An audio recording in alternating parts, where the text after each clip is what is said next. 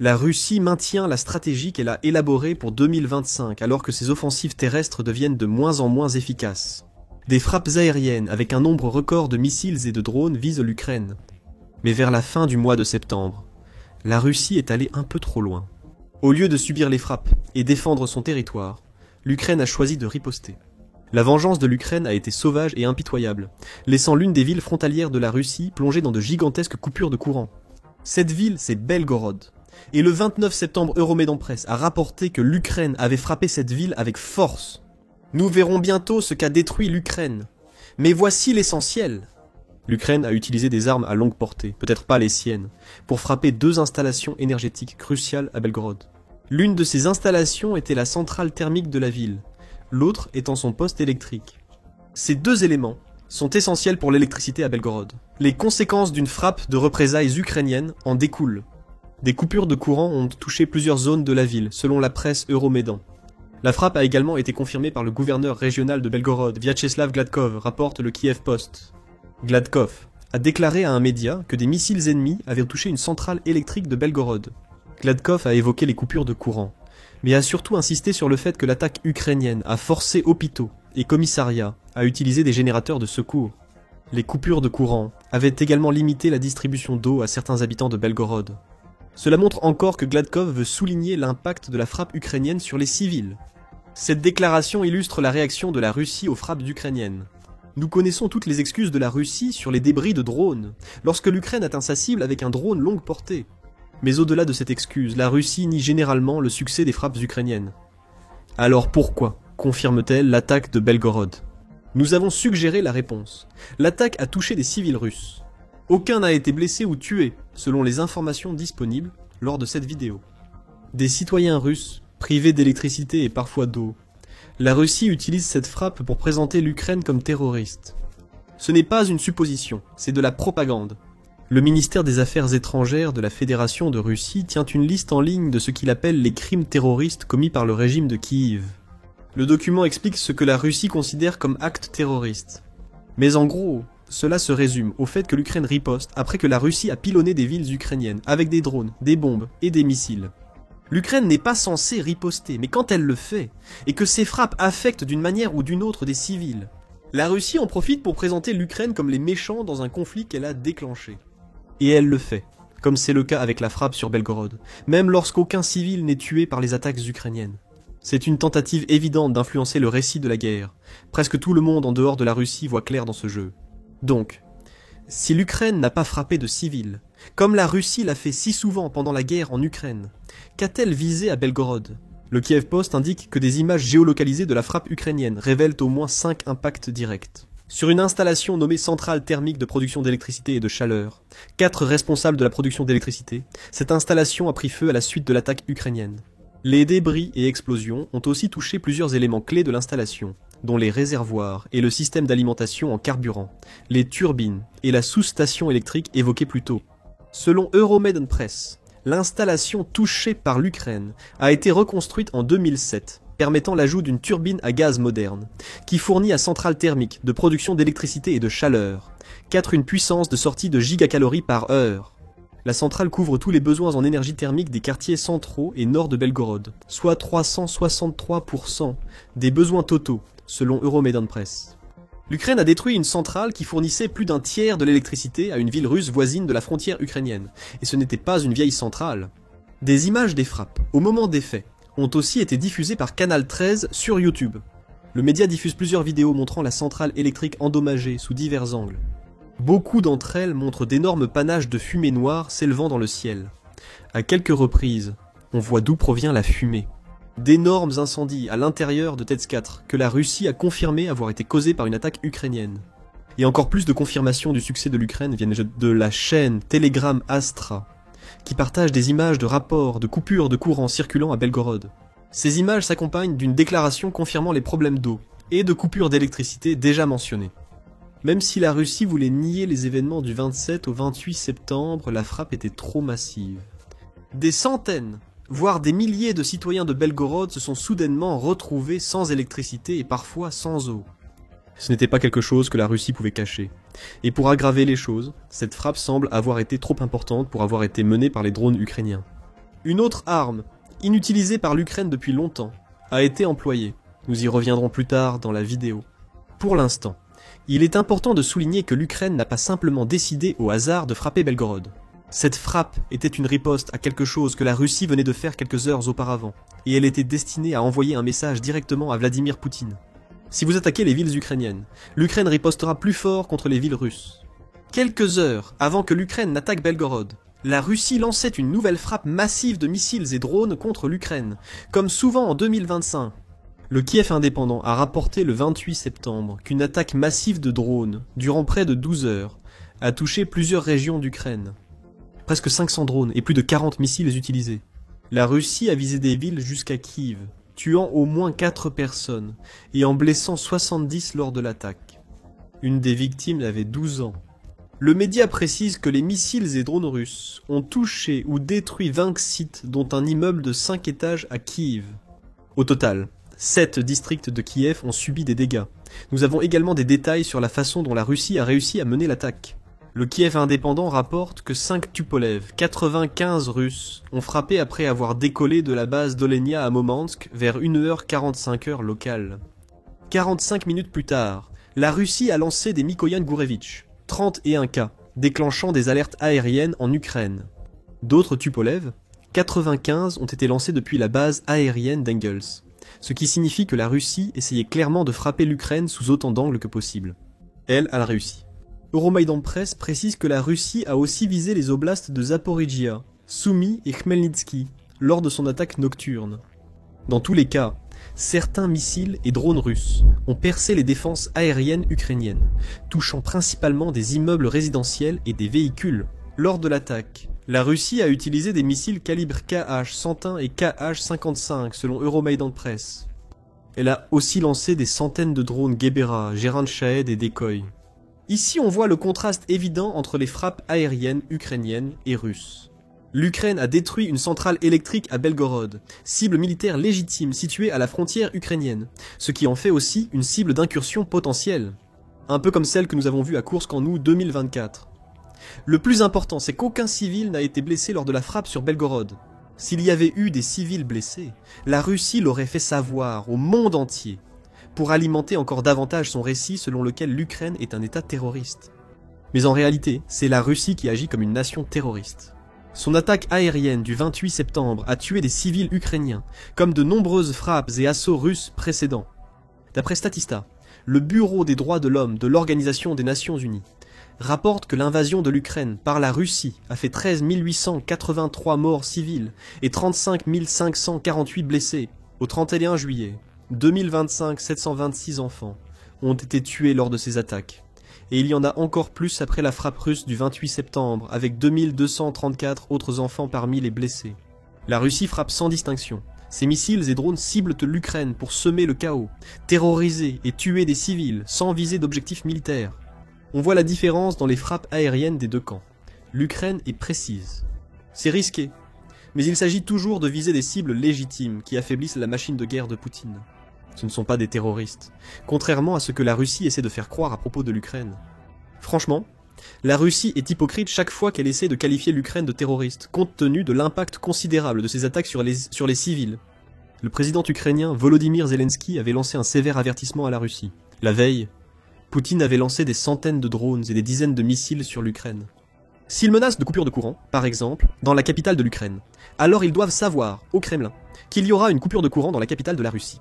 Zelensky avait tonné lors d'un briefing à Kiev le 27 septembre. L'Ukraine n'a tenu sa promesse qu'en partie. Cela a causé d'importantes coupures de courant à Belgorod, pas à Moscou. Cela pourrait renforcer le message de l'Ukraine. Elle peut frapper la Russie aussi fort qu'elle est à frapper. Aujourd'hui, c'était Belgorod.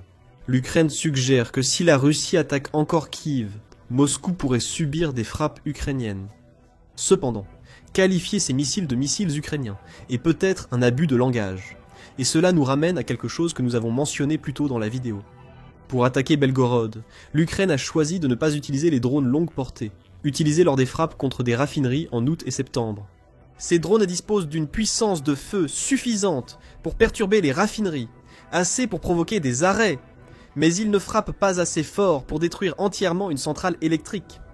L'Ukraine avait besoin de missiles pour Belgorod, et ce sont des missiles américains, non ukrainiens, qui ont été utilisés. Le Kiev Post indique que les images des explosions à Tets 4 suggèrent que l'Ukraine a utilisé un M31, Guided Multiple Launch Rocket System américain, ou une bombe de petit diamètre au sol pour endommager Belgorod. Le M31, bien que classé roquette d'artillerie, est une arme guidée de précision fonctionnant comme un missile longue portée. Il possède aussi une ogive explosive de 200 livres et peut parcourir 160 km pour atteindre sa cible. L'Ukraine dispose certainement des plateformes de lancement nécessaires pour envoyer les M31 en direction de la Russie. Le M31 se tire depuis le High Mobility Artillery Rocket System, environ 40 en Ukraine en mai 2025, ou le lance-roquette M270 aussi détenu par l'Ukraine. Le Kiev Post rapporte que la nouvelle version du M31, probablement la bombe guidée qui a frappé Belgorod à plusieurs reprises, est aussi récente. Les M31 livrés à l'Ukraine étaient à courte portée, utiles mais incapables d'atteindre profondément le territoire russe. Désormais, l'Ukraine dispose de M31, capables de frapper Belgorod, et compte tenu de leur portée, pourraient également causer de sérieux dégâts à Koursk. Cela en soi ne devrait pas être une nouvelle majeure. Nous savons que l'Ukraine a des armes américaines capables de frapper la Russie, et qu'elle est autorisée à les utiliser de façon limitée contre des cibles russes. De l'ex-président Joe Biden, en novembre 2024. Cependant, beaucoup de choses ont changé depuis novembre, puisque Biden a quitté ses fonctions et que Donald Trump est maintenant président. Sous Donald Trump, un petit changement mais très pertinent, s'est produit, rendant beaucoup plus difficile pour l'Ukraine de mener ce type de frappe. Comme vu à Belgorod, le Wall Street Journal a expliqué la situation en août. Dans un article exclusif, le Wall Street Journal a expliqué que plusieurs responsables anonymes lui avaient confirmé que les États-Unis avaient mis en place une nouvelle politique interdisant à l'Ukraine d'utiliser des armes fabriquées aux États-Unis sur le territoire russe. La politique, en place depuis 4 mois avant l'article, consistait en un processus d'approbation. Pour utiliser une arme américaine contre la Russie, l'Ukraine devait suivre une procédure de révision. Le secrétaire à la défense américain Pete Hegseth a le dernier mot sur l'utilisation par l'Ukraine de munitions américaines en Russie. Des mois durant, le Pentagone dirigé par Hegseth refusait l'Ukraine. C'est pourquoi aucune histoire sur l'Ukraine utilisant les missiles ATACMS ou M31 Guided Multiple Launch Rocket System à Belgorod contre la Russie n'avait circulé. Les États-Unis ne l'autorisaient pas, et l'Ukraine était essentiellement interdite de frapper la Russie avec autre chose que des armes fabriquées localement. Avec ce contexte, la frappe ukrainienne sur Belgorod devient une action aux répercussions durables sur la guerre, au-delà de son efficacité immédiate. Ce n'était pas une frappe ordinaire, mais une attaque aérienne avec des armes américaines. Cela signifie une chose, les États-Unis autorisant dans l'Ukraine à utiliser leurs armes contre la Russie. Il y avait des indices que cela allait arriver, juste quelques jours avant que l'Ukraine ne réalise sa dernière attaque. Le 26 septembre, l'Indépendant a indiqué que Trump avait initié un changement de politique majeur potentiel. Comme l'a indiqué l'Independent, le président Donald Trump aurait déclaré au président ukrainien Volodymyr Zelensky qu'il était ouvert à la levée de certaines restrictions sur l'utilisation de certaines armes fabriquées aux États-Unis, signalant ainsi un changement de politique potentiellement énorme.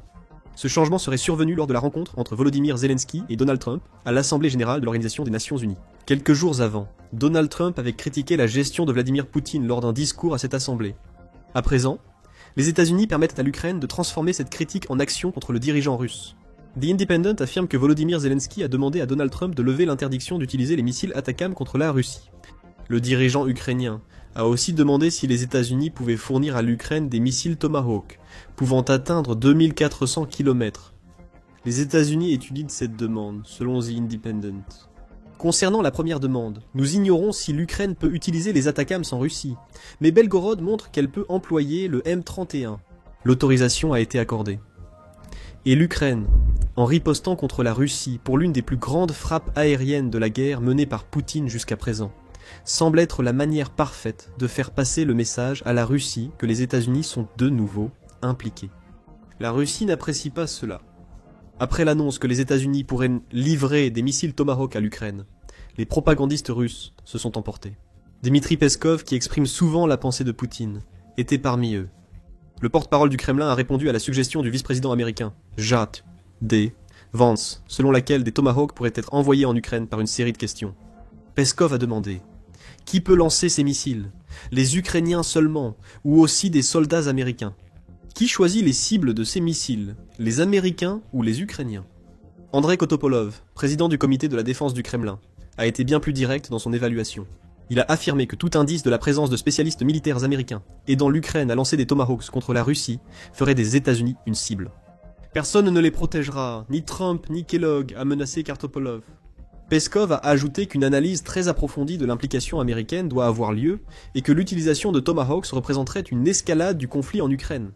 En lisant entre les lignes, on peut tirer une conclusion évidente de ces réponses. La Russie a peur, et elle devrait l'être. Nous avons mentionné plus tôt dans la vidéo que les Tomahawks ont une portée maximale de 1500 miles. C'est assez pour que l'Ukraine les utilise lors de frappes au cœur de Moscou. Cela permettrait aussi à Zelensky de tenir sa promesse du 27 septembre.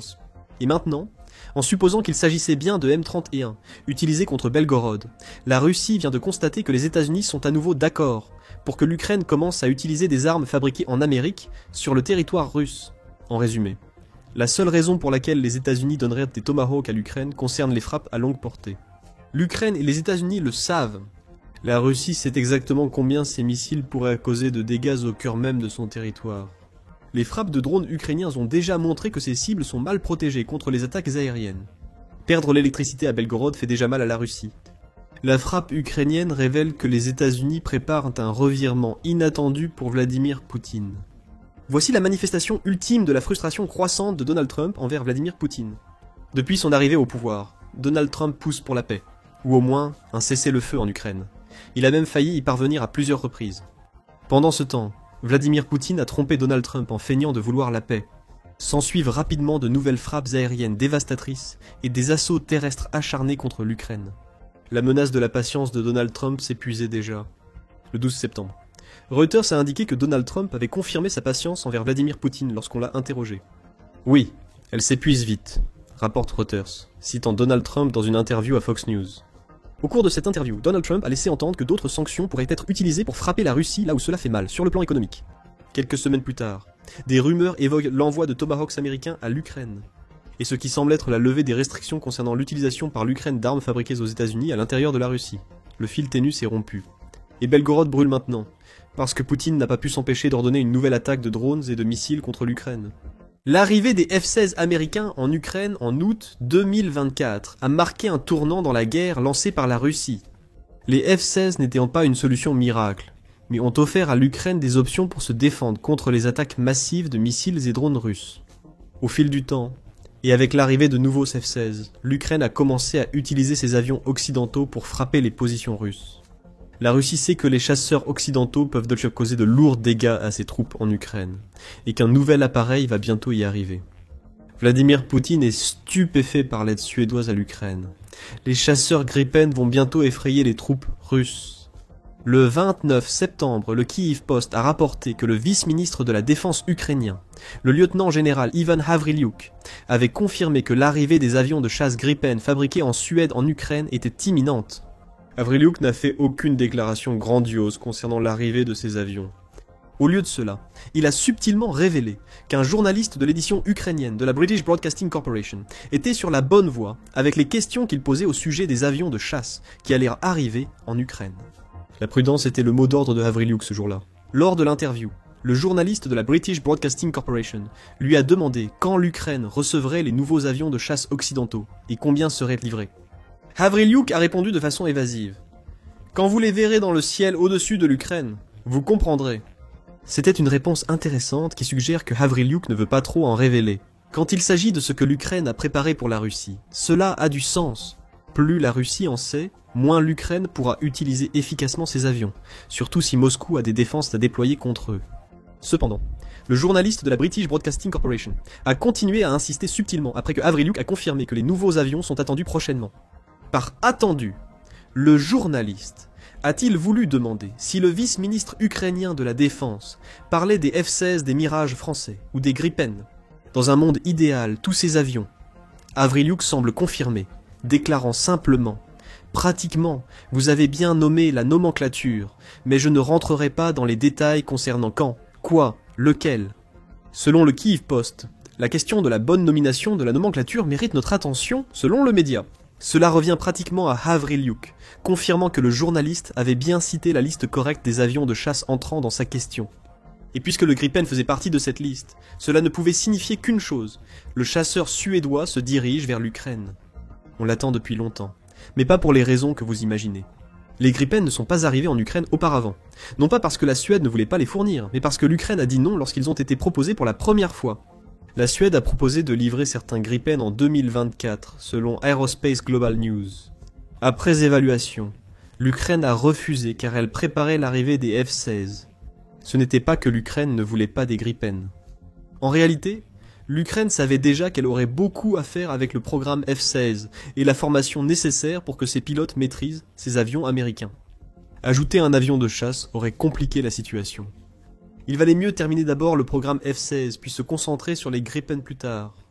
Tobias Billström, ex-ministre suédois des Affaires étrangères, a confirmé que c'était le cas à l'époque. L'Ukraine en est arrivée à la conclusion qu'avoir 2 systèmes de chasseurs en même temps, à la fois les F-16 et les Gripen, c'est trop, a déclaré Billström. Il a dit que cette décision était logique, vu les offres de F-16 reçues par l'Ukraine. Nous devons comprendre que l'Ukraine a eu l'opportunité de recevoir des chasseurs F-16 dont il y en a, bien sûr, davantage au sein de la famille de l'OTAN. Il était logique que l'Ukraine privilégie la formation de ses pilotes sur un avion avec un approvisionnement en cellules plus régulier que le Gripen. La Suède a réagi en promettant de soutenir l'Ukraine autrement, avec d'autres armes et une aide militaire, malgré ce refus. Cela fait plus d'1 an depuis ce refus. L'Ukraine utilise le F-16 depuis août 2024 et s'est déjà habituée à cet avion américain. En janvier 2025, un pilote ukrainien a battu le record mondial de missiles de croisière, abattu en une sortie en F-16. Il en a abattu 6 lors d'une mission. Le programme F-16 du moins, en ce qui concerne la formation des pilotes, est désormais terminé, ce qui signifie que l'Ukraine peut enfin changer sa réponse concernant le Gripen. Maintenant, elle dit oui. Ce oui est venu en septembre, quand l'Ukraine et ses partenaires européens ont discuté de plusieurs avions de chasse. Le Kiev Post a rapporté ces discussions le 22 septembre, en notant que l'attention semblait se porter sur le chasseur Eurofighter Typhoon. Le ministre de la Défense ukrainien, Rustem Umirov, a aussi confirmé des engagements ou consultations en cours sur le Gripen. Même si sa réponse sur le Gripen était aussi évasive que celle de son adjoint, la confirmation d'Amirov sur l'existence d'engagements restait importante. La Suède ne peut pas prendre d'engagement si l'Ukraine refuse de prendre les Gripen qu'elle propose de céder. Le fait qu'un engagement ait été pris confirme que l'Ukraine a dit oui et que le Gripen est en route, et l'Ukraine sera heureuse d'avoir ce chasseur dans son arsenal. Le Gripen faisait la une peu avant que Avriliuk confirme son arrivée prochaine en Ukraine. Le 26 septembre, Euromaidan Press a indiqué que la Russie reprenait sa tactique d'envoyer ses chasseurs près de l'espace aérien de l'OTAN. Cette fois, c'est l'État balte de Lituanie que la Russie a visé. 5 avions de chasse russes se sont approchés de l'espace aérien lituanien dans une manœuvre destinée à la fois à servir de menace et de provocation envers l'OTAN. 5 avions incluaient 3 Mikoyan Gurevich, 31, identiques à ceux envoyés par la Russie dans l'espace aérien estonien en septembre. Mais cette fois, les Mikoyan Gurevich étaient avec un Su-30 et un Sukhoi 35 rendant la menace plus grande. Mais la Russie n'a pas osé envoyer les avions dans l'espace aérien lituanien. La Pologne a prévenu la Russie que tout avion russe entrant à nouveau dans l'espace aérien de l'OTAN sera abattu. L'OTAN elle-même semble avoir confirmé que c'est le cas, comme vous pouvez le découvrir en regardant notre vidéo sur la nouvelle menace de l'OTAN. Donc plutôt que de risquer la colère de l'OTAN, Poutine a envoyé ses avions à la périphérie de la Lituanie. Nous vous expliquons cela car, comme vous l'avez compris, l'OTAN devait réagir aux actions aériennes de la Russie. Et elle l'a fait, en envoyant précisément l'appareil que l'Ukraine affirme aujourd'hui être sur le point de recevoir de la Suède. La mission de police aérienne de l'OTAN en Lituanie a déployé des Gripen hongrois pour identifier et escorter les chasseurs russes hors du pays. C'est une marque de confiance envers les avions suédois. Si l'OTAN doutait de leur capacité face aux chasseurs russes, elle aurait choisi d'autres appareils. Elle ne l'a pas fait. Les Gripen ont affronté la Russie lors de ses dernières incursions aériennes, et les Gripen ont réussi à faire repartir les avions russes. Et maintenant, c'est précisément ce même avion qui va bientôt arriver en Ukraine. Cela soulève la question de ce que l'Ukraine va recevoir, sans que nous ayons toutes les réponses. Avriliuk n'a pas précisé davantage. On ignore quelle version du Gripen l'Ukraine recevra, ni combien de ces avions suédois sont envoyés. Nous savons en revanche qu'il existe déjà une relation entre les forces aériennes ukrainiennes et suédoises. En mai, le ministère ukrainien de la Défense a confirmé l'aide de Saab pour moderniser certains avions soviétiques. Saab est le constructeur du Gripen, donc il est possible que ces modernisations aient été accompagnées d'un certain enseignement sur les capacités du Gripen. Qui sait? Il se peut même que les avions ukrainiens de l'ère soviétique soient désormais équipés de certains composants du Gripen, après les modernisations de Saab. Pourtant, Même si nous ne connaissons pas les réponses à ce que beaucoup considèrent comme les questions les plus importantes concernant les Gripen qui vont arriver en Ukraine. Ce que nous pouvons vous dire, c'est que ce chasseur fait partie des plus performants que l'Europe puisse offrir. Army Recognition fournit les spécifications de base en précisant que le Gripen est un chasseur monomoteur multirôle spécialement conçu pour faire face aux menaces actuelles et futures. L'envoi russe près de la Lituanie est une menace actuelle. Avec des Gripen dans son arsenal, l'Ukraine devrait théoriquement être capable de faire face à tout ce que la Russie pourrait proposer dans un avenir proche. Le Gripen se distingue surtout par sa configuration aérodynamique avancée, malgré ses nombreuses autres caractéristiques intelligentes. L'appareil combine plan canard rapproché, configuration delta, système triplex et contrôle de vol numérique, offrant au Gripen une grande agilité aérienne. C'est un avion conçu pour dominer lors des combats aériens rapprochés, autant qu'il est conçu pour délivrer des munitions sur des menaces au sol. En parlant de munitions, le Gripen fait partie des avions de chasse les plus polyvalents qui existent. Si vous pouvez nommer un missile ou une bombe compatible avec l'OTAN et conçu pour les avions de chasse, il y a de fortes chances que le Gripen soit compatible avec eux. C'est majeur pour l'Ukraine, car presque toutes les munitions reçues de ses partenaires sont utilisables. Cela permet à l'Ukraine d'adapter ses Gripen selon les besoins de l'opération. Un armement standard du Gripen inclut les missiles AIM, 9RST, AIM, 120 et Skyflash. Il peut aussi recevoir des bombes. Mark 82 BK, 90 des bombes à sous-munitions, Guided Bomb Unit, 12 est le missile anti-navire R, BS, 15F. L'avion dispose aussi d'un canon Mauser de 27 mm à haute énergie, doté d'un guidage radar automatisé permettant de verrouiller une cible facilement. Ce n'est pas un avion de chasse avec lequel les pilotes russes voudraient aller se frotter. Au-delà de cela, le Gripen peut atteindre une vitesse maximale de 2200 km/h. Cela équivaut à 1367 miles par heure, ou environ Mach 1,8. Le Gripen est donc agile et très rapide. L'autonomie du chasseur est de 3000 km, 1864 miles, et il existe des versions à 1 ou 2 pilotes. Encore une fois, nous ne savons pas laquelle de ces versions l'Ukraine recevra, donc nous n'allons pas spéculer à ce sujet. Saab, le fabricant du chasseur, fournit également quelques informations intéressantes dans sa brochure produite en ligne. Concernant le Gripen E, l'une des versions les plus récentes du chasseur, il le décrit comme un game changer, précisant qu'il a été conçu pour surpasser tout adversaire. Saab affirme que les versions plus récentes du Gripen disposent de capacités d'intelligence artificielle, ou intelligence artificielle qui ont transformé le cockpit du chasseur. L'intelligence artificielle permet à Saab de créer un écran large offrant aux pilotes des informations utiles à la prise de décision. Cet écran permet au pilote de choisir, lancer et guider ses armes tout en restant coordonné avec son unité. Le Gripen est aussi conçu pour contrer l'une des armes les plus puissantes de la Russie, la guerre électronique. Le Gripen analyse les signaux en temps réel, gère les contre-mesures et collecte des renseignements électroniques, intelligence électronique, pour vaincre tout rival, déclare Saab. Le Gripen peut contrer la plupart des tentatives russes d'interférer avec ces systèmes. Il possède des outils de guerre électronique offensifs, permettant au Gripen de gêner l'ennemi, selon Saab. Le ravitaillement et le réarmement sont aussi rapides. La conception du Gripen permet de faire les deux en moins de 20 minutes. Dans une guerre où la Russie dépend davantage des frappes de missiles et drones, un appareil pouvant sortir, défendre, recharger et repartir est très précieux pour l'Ukraine. Au-delà de tout cela, le Gripen pourrait aussi devenir emblématique pour l'Ukraine. C'est un exemple de ce qu'un pays peut réaliser en contrôlant sa production. Quand la Suède a conçu le Gripen, d'autres avions comme le F-16 et le Mirage français étaient disponibles à l'achat.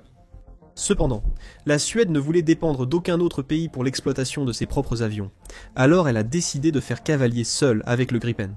Après avoir obtenu un soutien grâce au financement de l'État dans les années 1980, Saab a construit l'avion, puis a perfectionné ce qu'ils avaient, créant un chasseur capable de rivaliser avec n'importe quel avion de chasse de 4e ou de 4e plus génération.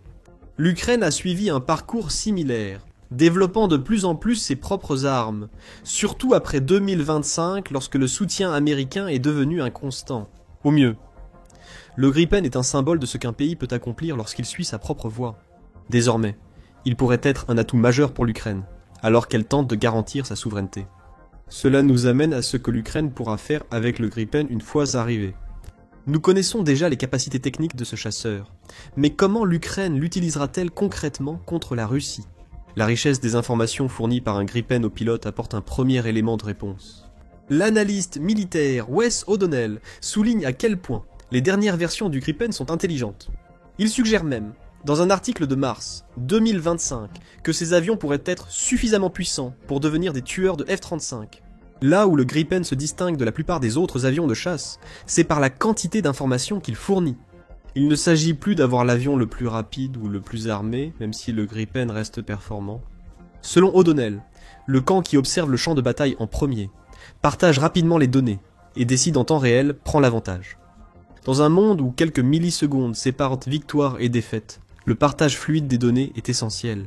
Et c'est là que le Gripen entre en jeu. La combinaison de ses capacités de protection, de son intelligence artificielle intégrée et du partage d'informations dont nous avons parlé plus tôt signifie que le Gripen fait partie des meilleurs avions de chasse que l'Ukraine pourrait recevoir. En défense, un Gripen est assez rapide et agile pour esquiver drones et projectiles tout en interceptant les missiles menaçants. Il peut aussi transmettre ses détections aux autres systèmes ukrainiens, augmentant leur efficacité. Le Gripen est assez agile pour esquiver de nombreux missiles de défense aérienne. Grâce à sa polyvalence, il est tout aussi utile pour frapper des cibles au sol que pour affronter des cibles aériennes. Si l'Ukraine choisit un jour le combat aérien rapproché contre les avions russes, le Gripen sera idéal. Outre sa polyvalence, le Gripen apporte à l'Ukraine un atout essentiel, son faible coût d'utilisation. Il coûte environ 4000 $ par heure de vol, rapporte United 24. C'est à peu près la moitié du coût pour faire voler un F-16 une heure. Chaque économie compte pour les finances ukrainiennes actuellement. Le Conseil de l'Atlantique affirme que l'Ukraine et la Russie mènent une guerre d'usure économique et une bataille nutritionnelle sur le terrain. Avec l'aide occidentale, les dépenses militaires de l'Ukraine atteignent environ 100 milliards de dollars par an, soit 50% de son produit intérieur brut, avec 30% du budget ukrainien. En 2024, le Conseil de l'Atlantique souligne que la Russie a dépensé 170 milliards de dollars la même année, bien que cette somme ne représente que 8% du produit intérieur brut de la Russie. Responsible Statecraft adopte une vision pessimiste de l'économie ukrainienne, affirmant que le pays dépense plus qu'il ne peut pour sa défense. Depuis l'invasion de Poutine, l'Ukraine a un déficit budgétaire annuel dépassant de 22% son produit intérieur brut. En 2025, l'Ukraine aura un déficit budgétaire d'environ 415 milliards de dollars, car elle doit investir plus dans sa défense. Les hausses d'impôts et l'aide militaire n'ont pas résolu ces problèmes. Le média indique que même si la guerre s'arrêtait demain, l'Ukraine risquerait de manquer d'argent avant fin 2021. Financièrement, l'Ukraine est en grand danger. Nous ne suggérons pas que le Gripen va résoudre ces problèmes. Économiser environ 4000 par heure de vol par rapport à un F-16 n'est pas une économie énorme, mais c'est déjà ça. Si l'Ukraine parvient à économiser de l'argent sur quelques centaines d'heures de vol pendant la guerre, ces 4000 $ économisés par heure pourraient se transformer en une somme assez respectable. Cela ne sauvera pas l'économie de l'Ukraine, mais chaque économie compte dans ces questions financières. Revenons au concret. Le Gripen est aussi un atout pour l'Ukraine, car il peut décoller et atterrir sur des surfaces non conventionnelles, comme des autoroutes civiles. L'OTAN a indiqué que ses pilotes s'entraînaient à ces manœuvres, en 2024. L'Ukraine cherchera à en savoir un maximum sur cette capacité. Disposer d'un avion suffisamment polyvalent pour ne pas avoir besoin de dépendre d'une base aérienne pour le décollage ou l'atterrissage pourrait s'avérer crucial pour protéger le Gripen contre les frappes aériennes russes. Le Gripen apporte plus d'options à l'Ukraine grâce à sa polyvalence. Comme nous l'avons souligné en évoquant les nombreuses configurations possibles que l'Ukraine peut utiliser pour ce chasseur suédois, le Gripen offre des options à l'Ukraine. L'avion a enfin été testé au combat. Après que la Thaïlande l'a utilisé en 2025 contre le Cambodge lors d'un conflit frontalier, l'Ukraine peut être rassurée de recevoir un avion potentiellement efficace contre la Russie. Le Gripen n'est pas décisif, mais son arrivée pourrait permettre à l'Ukraine d'améliorer ses défenses aériennes et d'infliger davantage de dégâts aux troupes de Poutine en Ukraine occupée. L'Ukraine a fait de l'impossible un art pendant sa guerre contre la Russie. Le pays n'était pas censé résister à la puissance de l'invasion russe, mais il l'a fait. Même avec l'aide militaire, les défenses ukrainiennes auraient dû céder à la stratégie d'usure russe, mais ce n'est pas arrivé. Grâce aux drones, l'Ukraine détruit chars, artillerie, systèmes de défense aérienne et équipements jusque sur le sol russe, ce que la Russie jugeait impossible. En février 2022, l'Ukraine a de nouveau accompli l'impossible. Elle a détruit un hélicoptère de combat russe valant environ 10 millions de $. Voici le clou du spectacle. L'arme choisie par l'Ukraine coûte 500 $ et la Russie ne s'y attendait pas. Le 29 septembre, Euromaidan Press a indiqué que le commandant des forces ukrainiennes de systèmes sans pilote avait publié sur Telegram des images d'une frappe. Cela aurait dû être impossible. Le premier bataillon ukrainien du type Kizakifip, également connu sous le nom de prédateur des hauteurs, a réussi cette attaque. Ce bataillon fait partie de la 59e brigade d'assaut séparée de l'Ukraine, et leur frappe a réussi à détruire un atout russe important, un hélicoptère Mi-8.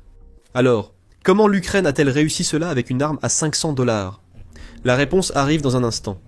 Mais avant cela, il vaut la peine de regarder de plus près le Mi-8 pour comprendre pourquoi cet hélicoptère de combat était une cible aussi importante pour l'Ukraine.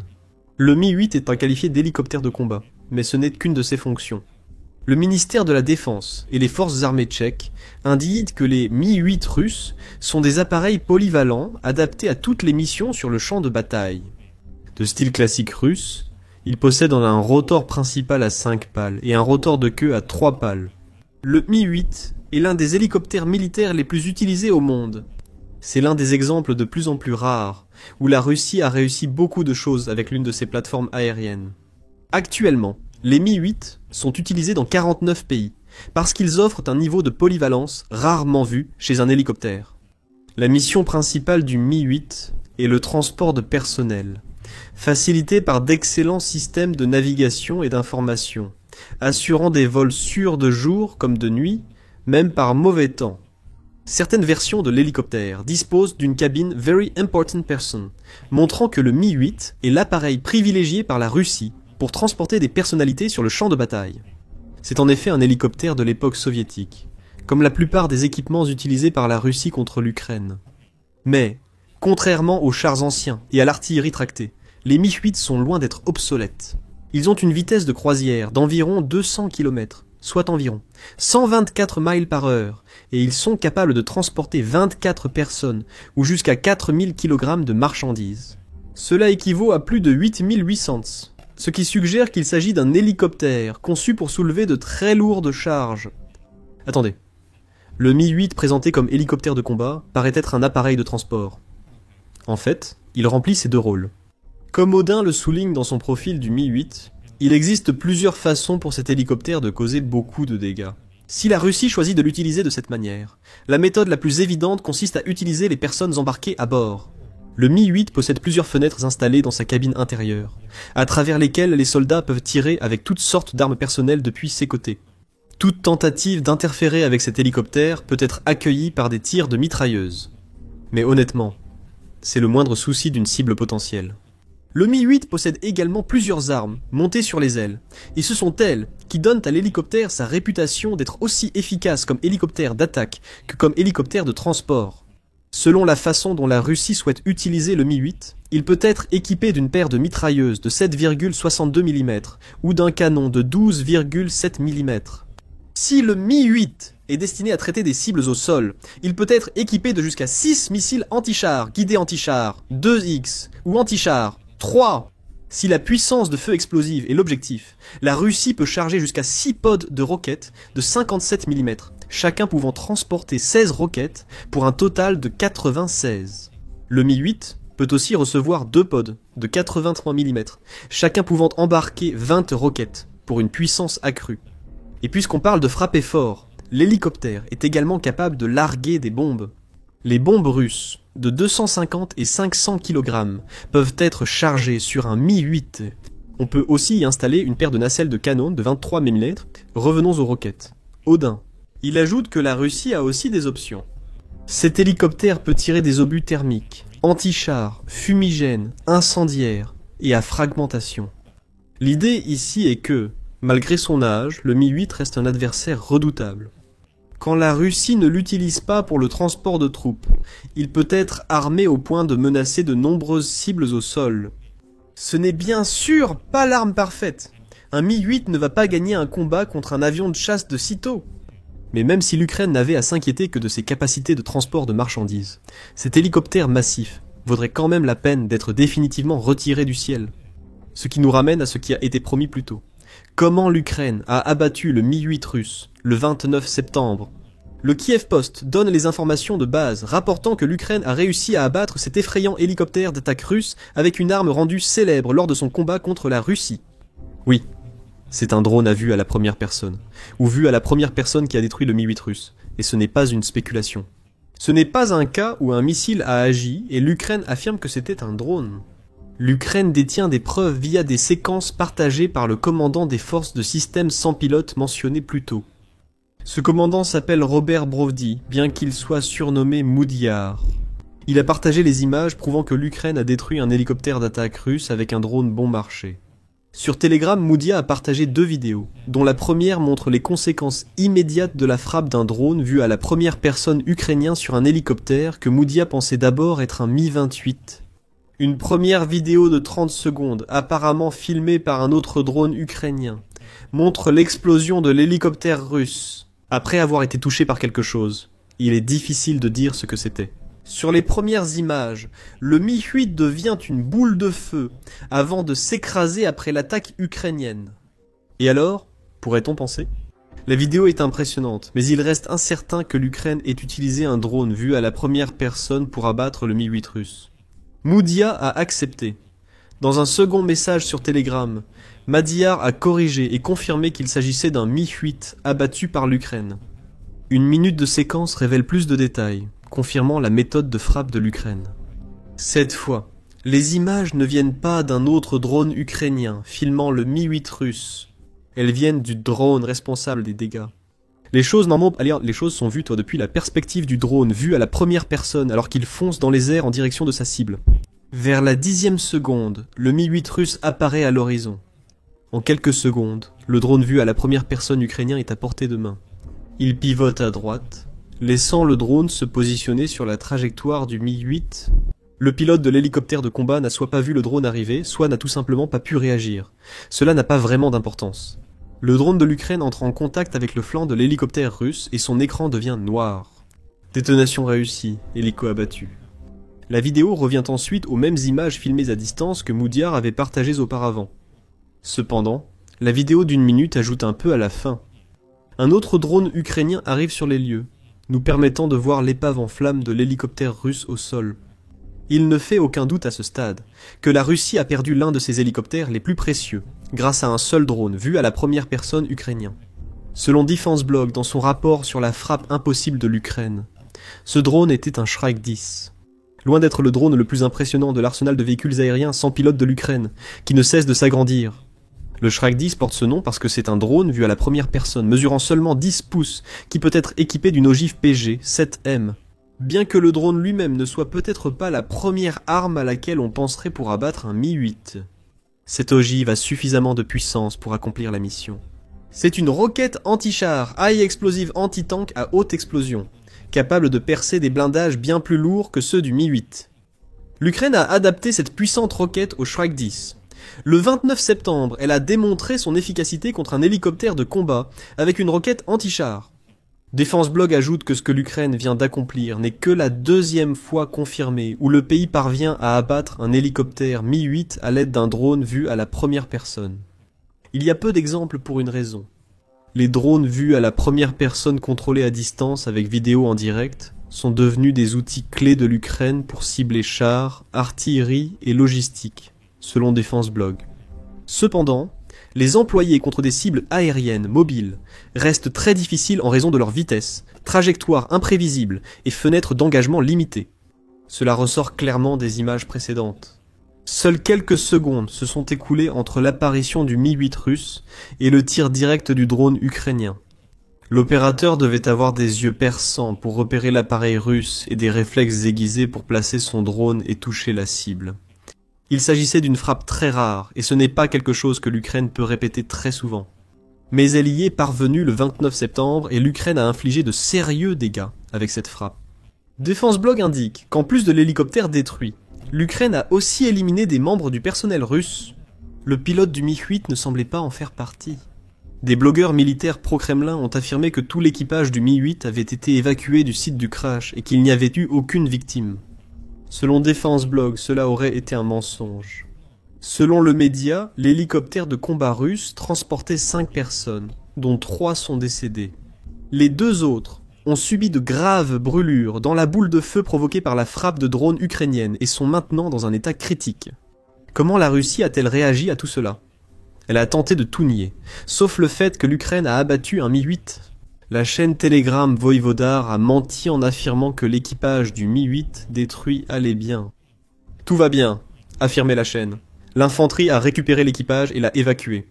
Merci à eux, ajouta la chaîne. Les Ukrainiens se sont trompés sur le type d'hélicoptère. C'était une erreur légitime qui a depuis été corrigée.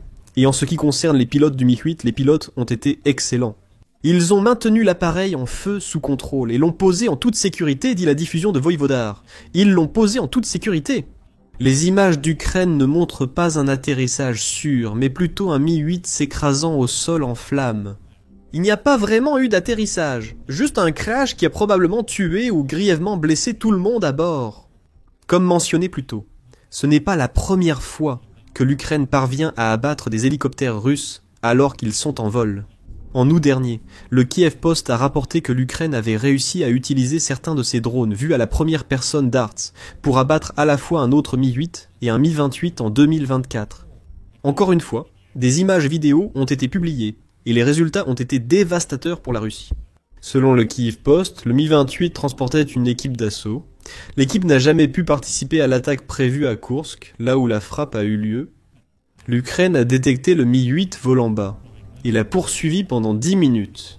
Les opérateurs de drones ukrainiens ont anticipé la trajectoire de l'hélicoptère et envoyé un projectile dans sa queue. Peut-être que les opérateurs du Shrak-10 ont fait la même chose le 29 septembre.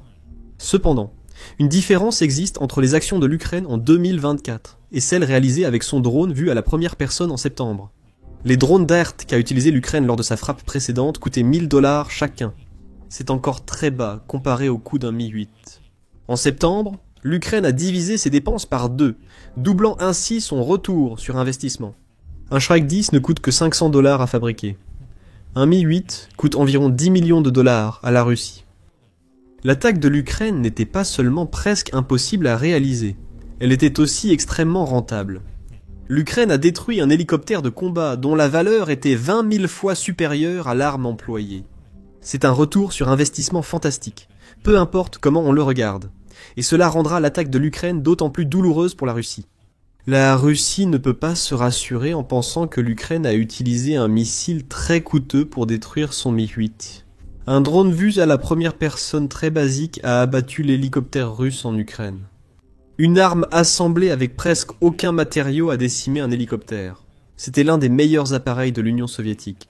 Pour la Russie, c'est douloureux et embarrassant. Le Mi-8 embarque beaucoup de puissance de feu coûteuse, mais cela a été inutile contre le drone ukrainien de 25 cm. On ignore si cet hélicoptère d'attaque était armé.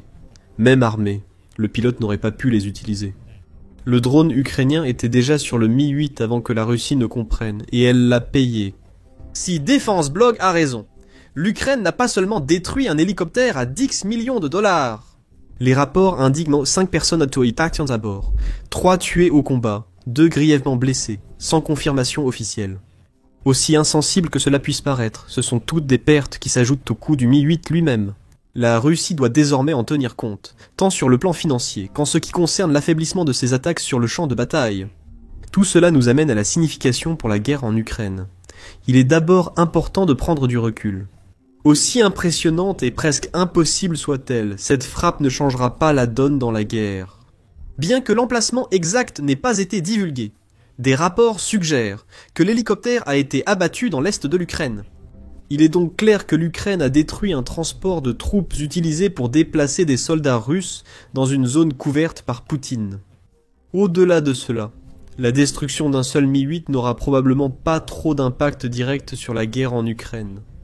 Cela montre que la Russie ne parvient toujours pas à contrer les méthodes ingénieuses et économiques de l'Ukraine, qui endommagent fortement son armée. Investir $500 pour gagner plus de 10 millions, ce n'est pas rien. Les menaces petites et peu coûteuses sont au cœur de toute la stratégie de l'Ukraine contre la Russie, et les troupes de Poutine n'ont toujours pas trouvé de réponse à celle-ci. Le simple fait est que des actifs coûteux, comme les hélicoptères, ne devraient pas être abattus par des drones, mais c'est pourtant le cas. Et la Russie semble impuissante à agir. The Economist a mis en avant ce problème dans un article de septembre 2024 où il a examiné la bataille entre les drones ukrainiens et les hélicoptères russes. Il a cité l'exemple précédent de l'Ukraine, utilisant des drones DART vus à la première personne pour détruire 2 hélicoptères russes. Il est important de souligner que l'Ukraine devrait peut-être explorer davantage cette tactique.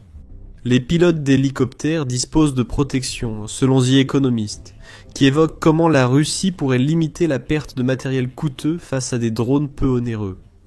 Bien que les leurres thermiques qu'ils utilisent pour détourner les missiles de à tête chercheuse soient inutiles contre les drones, les appareils d'attaque peuvent utiliser leurs canons automatiques contre eux. En cas d'échec, le pilote peut manœuvrer ou accélérer brusquement pour s'échapper, quitte à abandonner sa mission. Les images de la frappe du 29 septembre ont montré que le pilote du Mi-8 russe avait très peu de temps pour réagir. Une accélération soudaine et les armes embarquées ne sont pas la solution. Ces dernières, en particulier, ne peuvent pas résoudre le problème des drones ukrainiens pour la Russie. Aucun des missiles et bombes qui font partie de l'armement d'un Mi-8 n'est vraiment utile contre un drone vu à la première personne à $500. Les mitrailleuses de l'hélicoptère pourraient l'être, mais le pilote doit avoir des réflexes rapides pour les utiliser. Et si l'Ukraine perd un drone lors d'une rencontre avec un Mi-8, alors quoi? Le drone coûte $500. Un autre pourrait être envoyé en minutes, puis encore un. Un Mi-8 devrait éliminer 20 000 drones ukrainiens à $500 avant que l'Ukraine ne le reconnaisse. Le jeu n'en vaut pas la chandelle pour une frappe. Ça n'arrivera tout simplement pas. Chaque fois que l'Ukraine envoie un drone attaquer un hélicoptère, elle n'a pratiquement rien à perdre et tout à gagner. Un concept similaire est apparu lors de la brillante opération Toile d'araignée de l'Ukraine, bien que cette opération ait eu un coût évident en termes de renseignements recueillis pour la réaliser. Et les véhicules utilisés pour transporter les drones vus à la première personne de l'Ukraine vers les emplacements requis. Les drones eux-mêmes étaient de petits quadricoptères, sans pilote. Bon marché et équipés de petites bombes, ils suffisaient à détruire certains des bombardiers russes les plus coûteux. Comme le dit l'Institut Lowy, les robots bon marché de l'Ukraine font payer un lourd tribut à la Russie. Et c'est ce qui était évident le 29 septembre. Ce n'était pas seulement l'Ukraine qui réalisait l'impossible. C'était l'Ukraine qui montrait comment une guerre asymétrique menée avec un budget limité peut être efficace contre une armée qui dépense beaucoup plus. L'Ukraine multiplie les stratégies pour nuire à la Russie, lui coûtant des millions, voire des milliards de dollars. Peut-être que cela, plus que tout le reste, sera finalement la clé pour que l'Ukraine remporte son combat contre la Russie. Le 29 septembre a représenté encore 10 millions de dollars partis en fumée dans une guerre que les États-Unis affirment avoir coûté à la Russie plus de 200 milliards de dollars en décembre 2024. Et cela aura coûté plusieurs milliards de plus depuis lors. Tout cet argent est prélevé dans le trésor de guerre de Poutine qui s'épuise. Et cela, bien plus que la perte physique d'un Mi-8 et de plusieurs membres du personnel, est peut-être ce qui fait le plus mal à la Russie. Après que sa grande offensive d'été ait échoué, le président russe Vladimir Poutine s'apprête à entrer dans son cauchemar hivernal. Par une série de frappes précises et calculées, l'Ukraine a anéanti le dernier espoir de la Russie de maintenir son effort de guerre ainsi que sa ressource la plus importante. Des pénuries de carburant sont signalées partout dans le pays. Les prix montent, et certaines stations limitent strictement la quantité d'essence par client. La population russe ressent de plus en plus les effets de la guerre dans sa vie quotidienne. C'est une situation intenable, et même Poutine aura du mal à s'en sortir par la parole. Les rapports sur l'ampleur de ces pénuries et grèves varient selon les sources, mais la tendance générale est claire. Et tout cela est grâce à la remarquable stratégie à long terme de l'Ukraine, qui a consisté à identifier les cibles les plus importantes et de grande valeur, tant dans les territoires occupés qu'en Russie même, et les neutraliser avec précision. Alors que la Russie bombardait des hôpitaux et lançait des essaims de drones inédits sur Kiev et d'autres villes ukrainiennes, les forces ukrainiennes utilisaient une toute autre tactique. Ils n'étaient pas intéressés à tuer des civils russes ou à faire exploser des immeubles résidentiels. Ils voulaient frapper le Kremlin là où ça fait le plus mal, en neutralisant les infrastructures vitales pour maintenir la machine de guerre du pays. Et de quoi toute machine a-t-elle besoin pour fonctionner? Du carburant. À plusieurs reprises, des rapports ont signalé des drones ou missiles ukrainiens frappant des raffineries de pétrole, des stockages de carburant, des pipelines et des dépôts russes. Au cours des derniers mois seulement, des explosions ont retenti à de nombreux endroits à travers la Russie, y compris certains qui se trouvent littéralement à des centaines de kilomètres au-delà des frontières de l'Ukraine. Des endroits comme Volgograd, Saratov, Ryazan et Krasnodar ont tous ressenti la force et la fureur des drones ukrainiens s'abattant sur eux.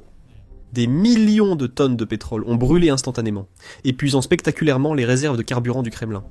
Bien que les Russes aient interdiction de partager des images ou vidéos de frappes de drones, des vidéos ont tout de même circulé sur Telegram et d'autres réseaux sociaux, montrant des incendies, des explosions et de la fumée épaisse au-dessus de ces raffineries. Les effets n'ont pas été immédiats, car la Russie reste l'un des plus grands producteurs de pétrole. Ce pays peut produire plus de 11 millions de barils de pétrole par jour à pleine capacité. Une raffinerie endommagée ne suffit pas à provoquer un impact immédiat. En effet, la Russie et son dirigeant, Vladimir Poutine, comptent depuis longtemps sur leur gigantesque industrie pétrolière pour exercer leur pouvoir et leur influence à travers le monde. L'industrie a aussi, de plusieurs façons, financé la guerre en Ukraine. Malgré les sanctions occidentales et la baisse des investissements énergétiques, le Kremlin a simplement augmenté ses ventes de pétrole et autres ressources à des pays comme l'Inde et la Chine, en comptant sur ses investisseurs asiatiques pour soutenir son économie et lui permettre de continuer à dépenser des sommes exorbitantes pour la guerre. Avec le temps, l'Ukraine frappant davantage ses cibles liées au carburant, des fissures sont apparues dans l'industrie pétrolière russe autrefois impénétrable. En juillet dernier, la Russie a interdit l'exportation d'essence pour les producteurs de pétrole. À l'époque, les responsables ont expliqué que cela résultait d'une forte demande due au voyage d'été et à la récolte des céréales. Mais de nombreux analystes pensent qu'il y avait un lien direct avec les attaques ukrainiennes de plus en plus fréquentes contre les raffineries de pétrole. Peu après, des rapports sur des retards et perturbations sont apparus. On évoquait des files de plusieurs kilomètres d'automobilistes attendant pour faire le plein. Les dirigeants russes des territoires ukrainiens occupés reconnaissent désormais ouvertement des pénuries de carburant. Evgueni Belitsky, par exemple, le gouverneur de Zaporijia soutenu par la Russie, a signalé que la forte demande, combinée aux travaux de réparation des raffineries de pétrole et à la menace de nouvelles frappes ukrainiennes, provoquait des perturbations. À Zaporijia, la pénurie de carburant s'aggrave à cause de problèmes logistiques et du risque d'attaques ennemies sur les trains de ravitaillement. Le dirigeant du Kremlin en Crimée, lui aussi Sergueï Aksinov, a reconnu les problèmes. Il a indiqué que la situation pourrait durer 1 mois ou plus, et que le problème resterait tant que la guerre se poursuivrait. Le fait que des responsables aient parlé de ce problème est très important, puisque les responsables russes ont généralement tendance à dire ce que le Kremlin veut qu'ils disent, et ils évitent souvent d'admettre ouvertement quand les choses tournent mal. Le groupe de recherche américain à but non lucratif, l'Institut pour l'étude de la guerre, l'a souligné dans son évaluation de la campagne offensive russe du 11 septembre.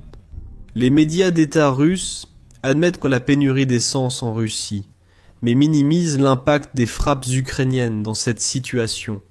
Le syndicat indépendant du carburant russe, regroupant des propriétaires de stations-service, a annoncé au journal Izvestia le 10 septembre que plus de 10 régions russes font face à des pénuries de carburant, y compris les oblasts de Ryazan, Nijni Novgorod, Saratov et Rostov, les régions de l'extrême-orient et la Crimée occupée, et que les pénuries de carburant touchant également les régions centrales, comme l'oblast de Nijni Novgorod, l'État russe et la Douma. Dmitri Tortiev, membre du conseil d'experts du comité anti-monopole, a déclaré à Izvestia que les pénuries locales de carburant deviennent de plus en plus répandues en Russie.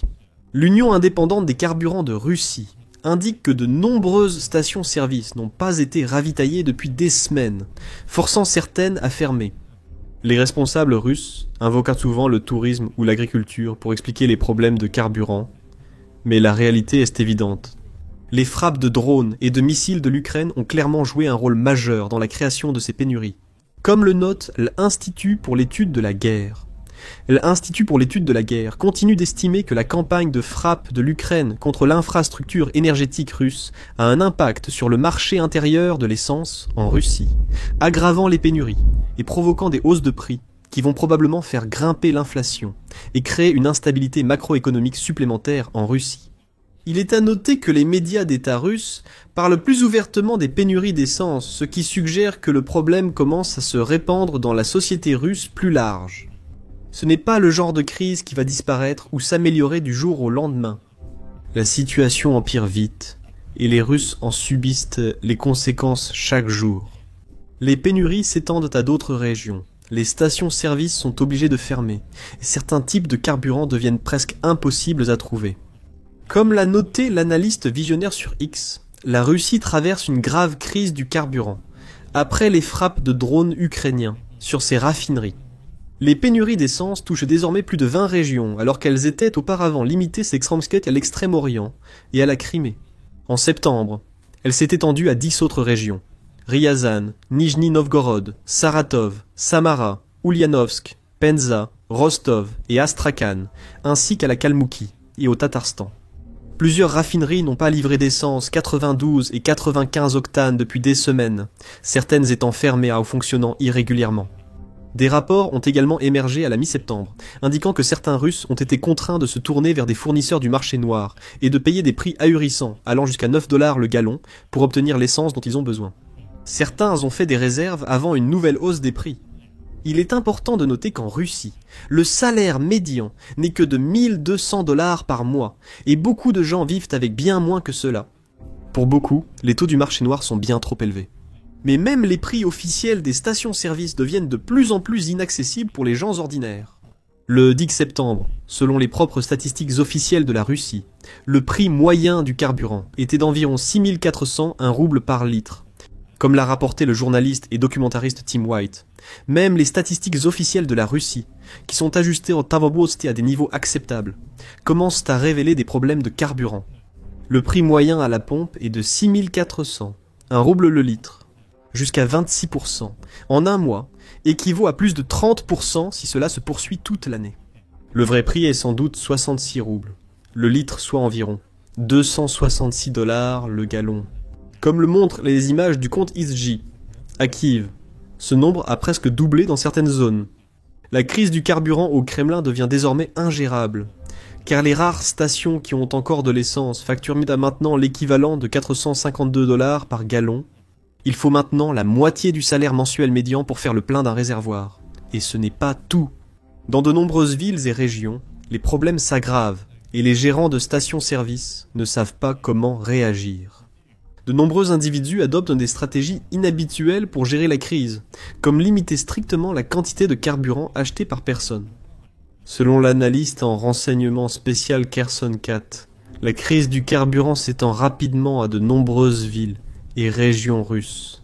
Chaque jour, des dizaines de rapports signalent l'aggravation ou la propagation de la crise du carburant.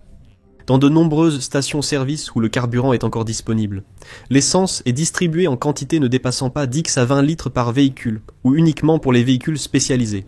C'est l'indication la plus claire que les attaques contre l'infrastructure pétrolière de la Russie fonctionnent, et qu'elles doivent se poursuivre et s'intensifier. D'autres chaînes de stations-service ont adopté différentes tactiques. La chaîne HTK a choisi de ne plus vendre d'essence 92 aux clients ordinaires, la réservant aux détenteurs fidèles de cartes carburant. Les pénuries de carburant en Russie s'aggravent sans cesse. Dans le Caucase, tout le réseau de stations-service HTK cessait de vendre de l'essence 92 aux clients ordinaires, n'autorisant les achats qu'avec des cartes carburant. En Crimée, près de la moitié des stations sont fermées. La chaîne Lukoil a choisi l'inverse, supprimant les cartes carburant dans une région et interdisant le remplissage de bidons d'essence. En bref, c'est le chaos absolu dans de nombreuses régions russes, ainsi que dans les territoires occupés comme la Crimée, où un militant local a révélé. Dans certaines régions de Crimée, la situation est critique et plusieurs stations ont fermé. Dans celles encore ouvertes, seul du diesel et du gaz naturel restent. Avec la saison des semis, tout pourrait être compromis. Les autorités ont instauré un système russe. Seuls les véhicules officiels peuvent faire le plein. Pendant ce temps, dans la région de Nijni Novgorod, qui abrite l'une des plus grandes villes de Russie, les bus scolaires n'ont pas pu récupérer les enfants, à cause du manque d'essence dans les stations locales, même si les autorités régionales continuent d'affirmer avec assurance qu'il n'y a pas de problème majeur. Même en Extrême-Orient russe, très loin du conflit en Ukraine, les effets se font sentir. Un gouverneur régional, Alexei Maslov, a récemment dû répondre aux inquiétudes de la population, leur promettant que davantage de carburant était en route. Nous comprenons vos préoccupations sur les files d'attente et les difficultés à faire le plein. Il n'y a pas de pénurie physique de carburant dans le district de Vanino, et les files d'attente aux stations-service sont causées par des travaux de réparation dans les raffineries et une demande soudaine. De nouveaux lots d'essence arriveront bientôt, couvrant les besoins de la population jusqu'au 12 octobre. Maslov a aussi demandé d'arrêter les achats de panique, car cela aggrave le problème. L'achat anticipé de carburant par les automobilistes a provoqué une pénurie artificielle. Quand des stations-service manquent d'essence, de nouveaux stocks arrivent et de longues files d'attente apparaissent ailleurs. La chose la plus importante que nous puissions faire maintenant, tous ensemble, c'est d'arrêter les achats de panique. Peu de personnes écouteront probablement l'appel de Maslov. Avec la situation qui devient de plus en plus désespérée et de nombreux Russes craignant que les pénuries ne s'aggravent dans les semaines à venir, il est probable que les achats de panique continuent. Plus cela arrive, plus la crise empire et les vendeurs du marché noir deviennent audacieux, haussant leurs prix pour profiter du désespoir. Longtemps, une grande partie des Russes n'a pas ressenti les effets de la guerre avec l'Ukraine. Pour beaucoup, ce n'était qu'un conflit lointain. Une soi-disant opération militaire spéciale qui devait être réglée assez rapidement et qui n'aurait aucun impact notable sur leur propre vie. Mais à mesure que la guerre s'est prolongée, mois après mois, année après année, elle s'est lentement mais sûrement rapprochée, et les Russes ordinaires en ressentent l'impact petit à petit. Évidemment, ils ne le ressentent pas autant que les Ukrainiens, qui ont vu leurs maisons détruites et leurs villes réduites en ruines. Mais le peuple russe commence enfin à voir la vérité, et à subir les conséquences de l'agression du Kremlin. Et tout ce qu'ils vivent est négatif. Leur vie ne s'est améliorée en rien à cause de l'invasion de l'Ukraine. Elles ont empiré, pas seulement à cause de la crise du gaz. Les prix de la nourriture et des produits essentiels ont récemment explosé partout dans le pays. Le peuple russe se sent de plus en plus isolé et coupé du reste du monde. Et le gouvernement contrôle presque tous les aspects clamants de leur vie, limitant tout, de leur liberté d'expression aux sites web auxquels ils peuvent accéder sur leur téléphone et ordinateur. Sans parler du nombre toujours croissant de familles russes qui ont également été contraintes de pleurer la perte de leurs proches. Dans cette guerre inutile, avec tant de maris, de frères, de pères et de fils envoyés en Ukraine pour ne jamais revenir, les médias russes et les responsables gouvernementaux ont tout fait pour minimiser ces problèmes. Ils cachent les dures réalités de la guerre et dressent un faux tableau du conflit en disant à la population que tout va bien. Mais ils ne peuvent plus le cacher. Même les nationalistes russes les plus fervents et les blogueurs militaires aguerris commencent à voir ce qui se passe en coulisses, comme l'a révélé l'auteur d'ouvrages d'histoire militaire, Chris_O, sur X. Beaucoup de ces blogueurs commencent à se plaindre. Ils ne croient plus aux récits officiels du Kremlin, ni à ses déclarations audacieuses, affirmant avoir abattu chaque drone ukrainien entrant dans l'espace aérien russe. Beaucoup enfreignent les règles, partageant des images et des vidéos de drones ukrainiens en ligne et posant des questions sur la façon dont ces attaques peuvent se produire encore et encore, avec une telle régularité et efficacité. Un blog, intitulé Deux Majors, a appelé à la création d'une agence unifiée pour contrer les drones ukrainiens. Il a exhorté les responsables à fournir l'équipement et l'aide nécessaire pour les abattre. Affirmant qu'actuellement, personne n'est responsable et qu'aucune mesure adéquate ne sera développée. Nous encourageons nos capitalistes à considérer l'importance de soutenir davantage l'armée russe. Du moins pour l'équipement des équipes mobiles, protégeant le ciel autour des raffineries de pétrole. Certains blogueurs ont élaboré leur propre théorie du complot sur la manière et les raisons pour lesquelles ces attaques se produisent. Certains disent que les responsables de l'industrie gazière permettent littéralement que leurs raffineries soient détruites dans le cadre d'un étrange stratagème visant à faire grimper les prix du carburant. D'autres ont proposé une théorie plus réaliste, affirmant que la Russie manque simplement de missiles solaires pour abattre les drones ukrainiens. Et sans défense adéquate en place, il n'est tout simplement pas possible d'arrêter ces attaques. Pour l'Ukraine, c'est surtout l'aboutissement d'une longue campagne exigeant travail, intelligence, patience et précision. Les analystes suggèrent que les frappes de drones et de missiles ont effectivement mis hors service un quart de la capacité totale de raffinage de pétrole de la Russie.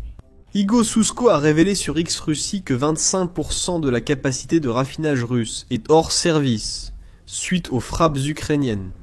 27 000 tonnes de pétrole brut excédentaire par jour, sans aucune destination.